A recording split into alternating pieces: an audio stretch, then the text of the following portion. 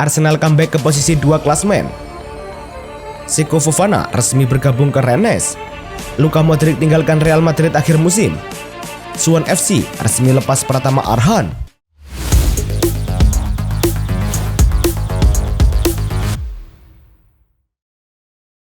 Halo Soccer Mania, kembali lagi di Blessing Soccer News. Kali ini kami sudah siapkan berita-berita terbaru seputar dunia sepak bola. Tentunya untuk kalian semua, selamat menyaksikan. Arsenal melawat ke markas Brentford di awal tahun, berlangsung di City Community Stadium. Brentford yang bertindak sebagai tuan rumah memimpin duluan pada menit ke-14 lewat Bryan Mbeumo. Arsenal bisa menyamakan skor 1-1 pada menit ke-29 adalah Gabriel Jesus yang dengan cepat menyundul bola rebound.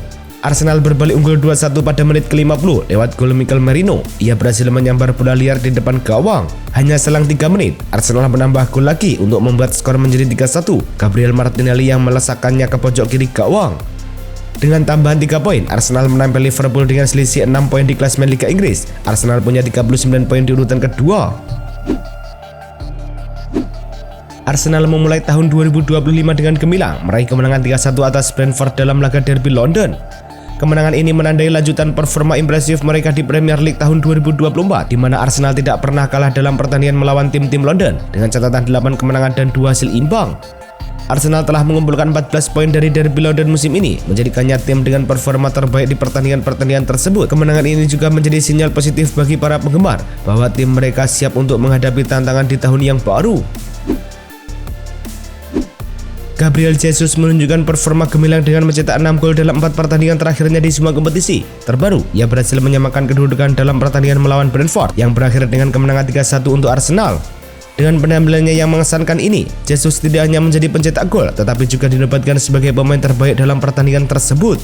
Menariknya, hingga saat ini, Gabriel Jesus belum pernah mengalami kekalahan dalam pertandingan Premier League di mana ia mencetak gol dengan rekor 62 pertandingan tanpa kalah. Galatasaray dilaporkan telah melakukan pendekatan kepada PSG untuk membahas kesepakatan pinjaman bek tengah Milan Skriniar. Menurut jurnalis Fabrizio Romano, Galatasaray saat ini sedang menunggu keputusan akhir dari Skriniar mengenai klub mana yang ingin ia pilih untuk masa depannya.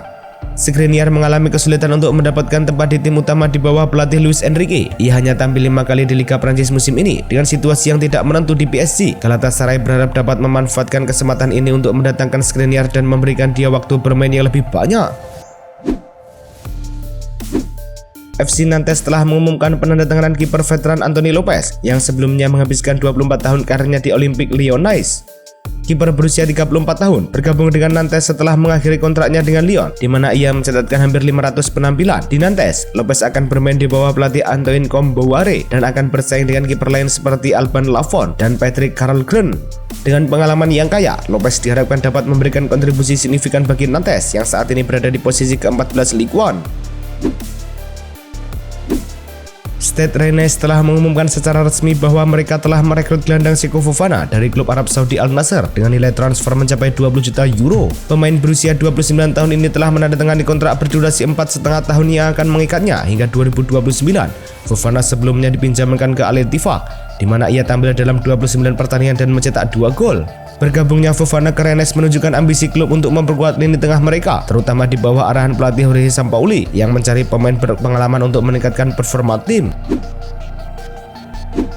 Pemain depan asal Nigeria Keith Urban telah mencapai kesepakatan untuk bergabung dengan klub Bundesliga Hoffenheim setelah sebelumnya bermain untuk Olympique Lyon. Menurut laporan jurnalis terkenal Fabrizio Romano, kesepakatan ini terjadi setelah Lyon setuju untuk menjual Urban dengan harga sekitar 12 juta euro. Meskipun Urban hanya mencetak 5 gol dalam 21 penampilan untuk Lyon, ia dikenal sebagai pemain yang memiliki potensi besar. Saat ini, Urban sedang menyelesaikan langkah-langkah formal untuk menyelesaikan transfernya ke Hoffenheim dengan jadwal medis yang sudah ditentukan di Jerman.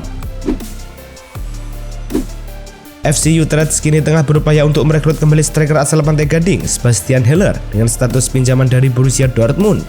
Negosiasi antara Utrecht dan Dortmund dilaporkan berlangsung positif, di mana pihak Dortmund berencana untuk mengakhiri pinjaman Haller dari Leganes yang tidak berjalan sesuai harapan. Langkah ini bisa menjadi solusi win-win bagi semua pihak yang terlibat.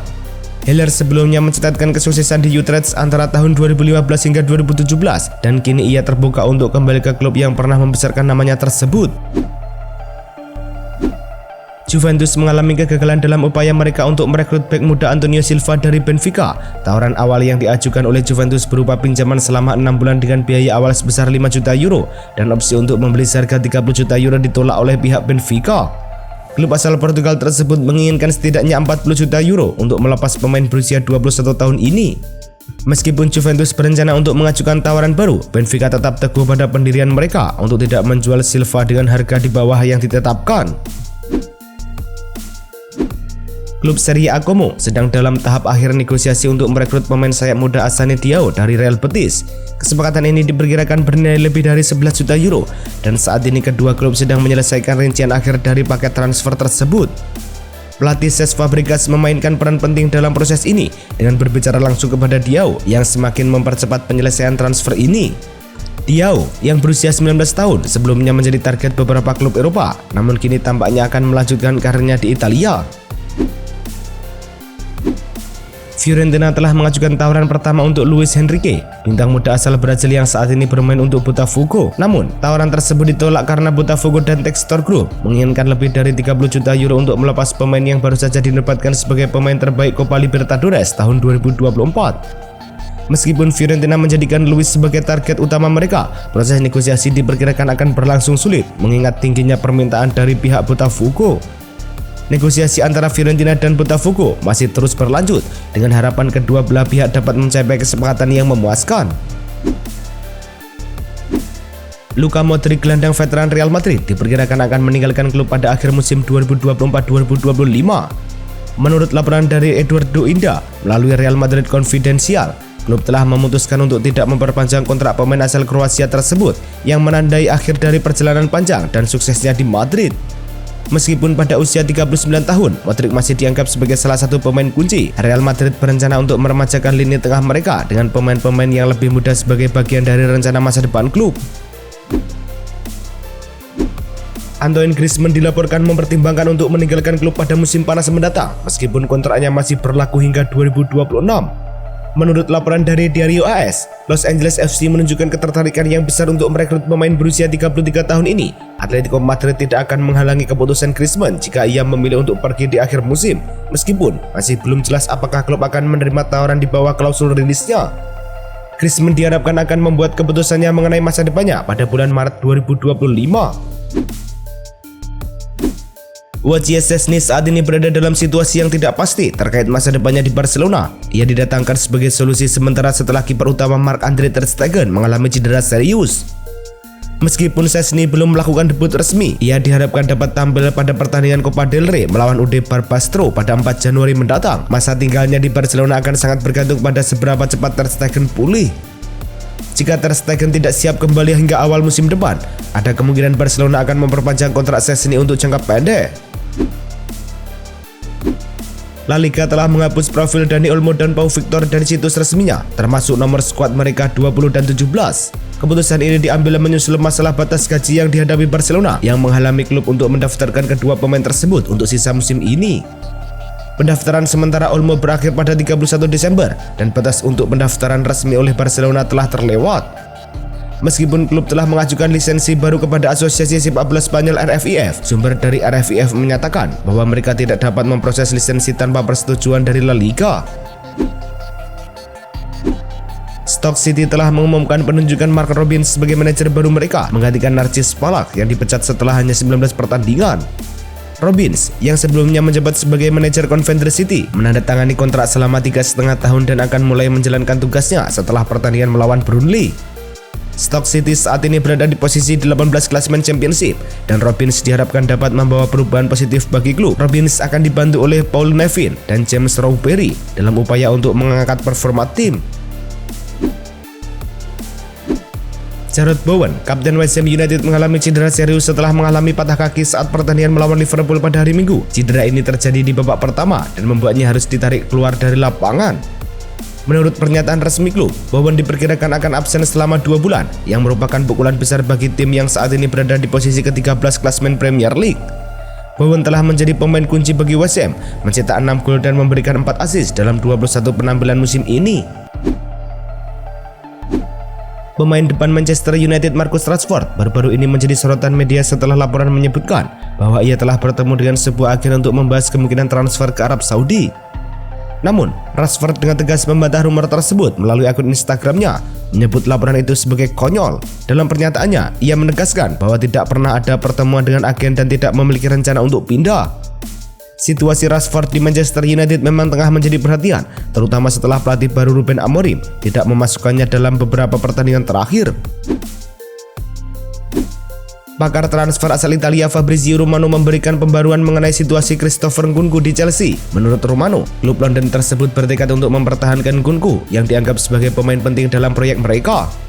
Chelsea hanya akan mempertimbangkan untuk melepas Nkunku jika sang pemain secara resmi meminta untuk pergi, mengingat saat ini dia tidak mendapatkan waktu bermain yang cukup di bawah pelatih Enzo Maresca. Dalam beberapa pekan mendatang, situasi Nkunku akan menjadi perhatian utama, terutama jika klub-klub lain berhasil membujuknya untuk pindah. Thomas Tuchel secara resmi memulai tugasnya sebagai pelatih tim nasional Inggris dengan kontrak selama 18 bulan yang akan berlangsung hingga akhir Piala Dunia 2026. Penunjukan Tuchel sebagai pengganti Gareth Southgate telah dikonfirmasi oleh Asosiasi Sepak Bola Inggris FA pada bulan Oktober lalu. Tuchel akan menghadapi tantangan pertamanya pada 21 dan 24 Maret mendatang saat Inggris menjamu Albania dan Latvia di Wembley dalam kualifikasi Piala Dunia. Tuchel diharapkan dapat membawa Inggris meraih kesuksesan yang telah lama dinantikan, mengingat tim ini belum memenangkan trofi besar sejak Piala Dunia 1966. Timnas Malaysia mau mencari para pemain keturunan untuk menambah amunisi skuad. Satu lagi pemain yang diincar timnas Malaysia adalah striker kelahiran Belanda dan kini berusia 26 tahun, Ferdi Drujiv. Drujiv sendiri sudah pernah memperkuat timnas Belanda U20, pun di sosial media pribadinya sudah banyak komentar netizen dari Malaysia yang meminta sang striker untuk bergabung. Namun Drujiv tidak juga membalas, mungkin hanya urusan waktu sampai akhirnya sang striker itu bisa benar-benar menegaskan kalau dirinya tidak punya darah Malaysia. Nathan Jones kembali tak dimainkan saat laga lanjutan Inggris Football League Championship, kasta kedua Liga Inggris. Kali ini dalam laga Portsmouth versus Swansea City yang berlangsung pada pekan ke-25, pertandingan berakhir dengan skor 4-0 untuk kemenangan Portsmouth. Nathan Jones masuk dalam daftar pemain cadangan Swansea, namun ia tidak dimainkan. Ini merupakan ke-22 kalinya secara beruntun Nathan tak dimainkan oleh klubnya. Dari 27 laga yang dilakoni Swansea sepanjang musim ini di semua ajang, Nathan hanya 3 kali diberi kesempatan bermain, 2 sebagai starter dan sekali sebagai pemain pengganti. Media Belanda The Telegraph mengungkapkan bahwa calon pemain naturalisasi timnas Indonesia Oleh Romeni merapat ke klub Inggris Oxford United. The Telegraph juga mengungkap jika nilai transfer Oleh Romeni dari Utrecht ke Oxford United senilai 2 juta euro atau sekitar 33 miliar rupiah. Diharapkan sang penyerang segera mendapat lampu hijau untuk melakukan perjalanan ke Inggris guna menjalani pemeriksaan medis dan menyelesaikan proses dengan Oxford United yang kini menempati urutan ke-20 di Championship. Nantinya, Romeni akan menandatangani kontrak selama 3,5 tahun di Oxford. Klub Korea Selatan Suwon FC secara resmi mengungkapkan pemain-pemain yang dilepasnya. Hal itu diumumkan Suwon FC lewat media sosial resmi klub. Suwon FC cuci gudang dengan melepas 13 pemainnya, salah satunya adalah Pratama Arhan. Pratama Arhan sedianya baru bergabung ke Suwon FC pada 16 Januari lalu. Pemain berusia 23 tahun itu sayangnya belum mendapat kesempatan bermain yang banyak. Arhan total baru bermain 2 kali di kompetisi K-League One, itu pun sebagai pemain pengganti, cuma 4 menit plus sekali dapat kartu merah. Persik Kediri resmi melepas gelandang ex timnas Indonesia Evan Dimas melalui rilis resmi klub. Persik Kediri memutuskan untuk melepas Evan Dimas pada bursa transfer paruh musim 2024-2025 ini. Evan Dimas sendiri hanya mencatatkan 1 penampilan bersama Persik Kediri sepanjang putaran pertama Liga 1 2024-2025. Kesempatan itu ada saat Persik Kediri kalah 0-1 dari PSBS Biak pada pekan ke-7 Liga 1 28 September 2024 lalu. Dalam momen itu, Evan Dimas hanya bermain 22 menit sebagai pemain pengganti. Itulah tadi kumpulan berita-berita terbaru dari kami. Simak terus berita-berita terbaru lainnya dan jangan lupa like, komen, dan juga subscribe.